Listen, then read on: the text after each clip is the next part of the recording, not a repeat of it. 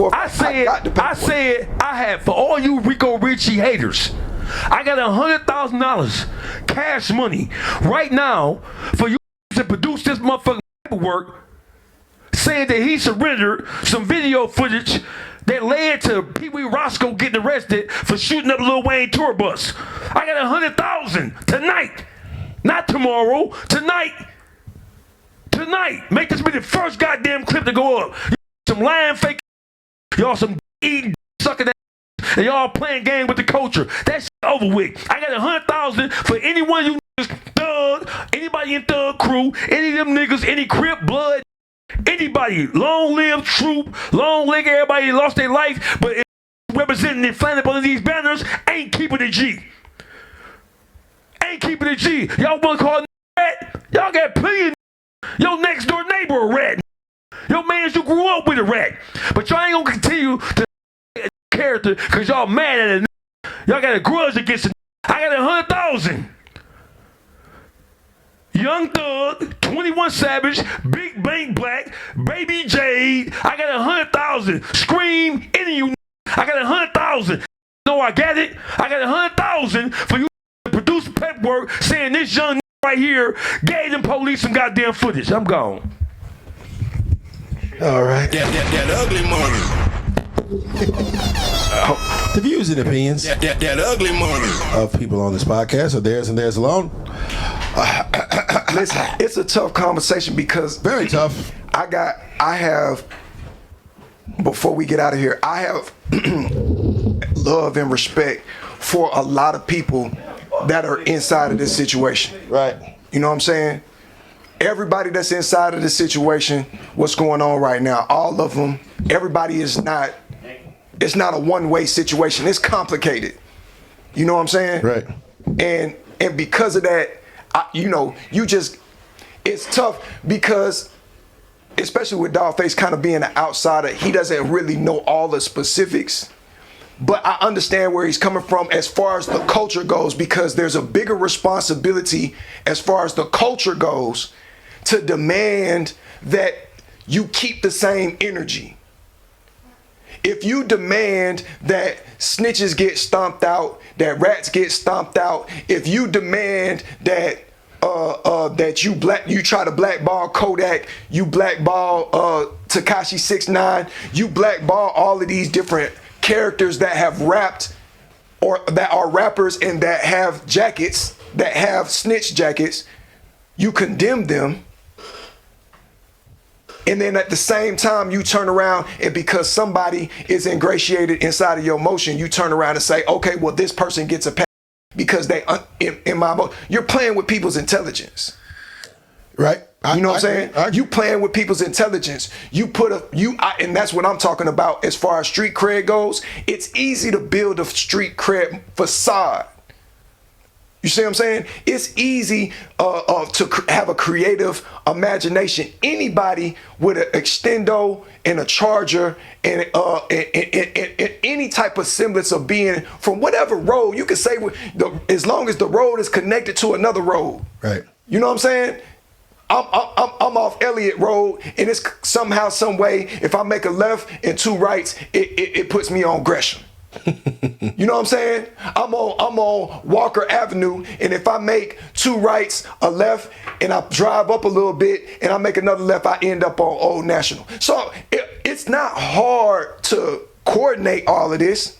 It's the incentive for it. Why do people feel like we have to put an incentive on street cred? Why do we have to put an incentive on motion in order to listen to music? Right. Because that's what we talking about. This is music. Y'all just be musicians. Because you making yourself, dog ain't wrong. You making yourself look bad. You just said that this is a no-go over here, and then you come back and you say, nah, we just gonna kind of let it slide because that don't make sense. The term a lot of people like to use is selective politicking. What's wrong over here is not wrong over here because this person may or may not have certain relationships. Do you think that that's what's going on a lot of the times? Is people are picking and choosing who's wrong and who's right for doing the same type of thing? It's about the attention of the day. You know what I'm saying? That's the hardest drug that everybody is on. Attention.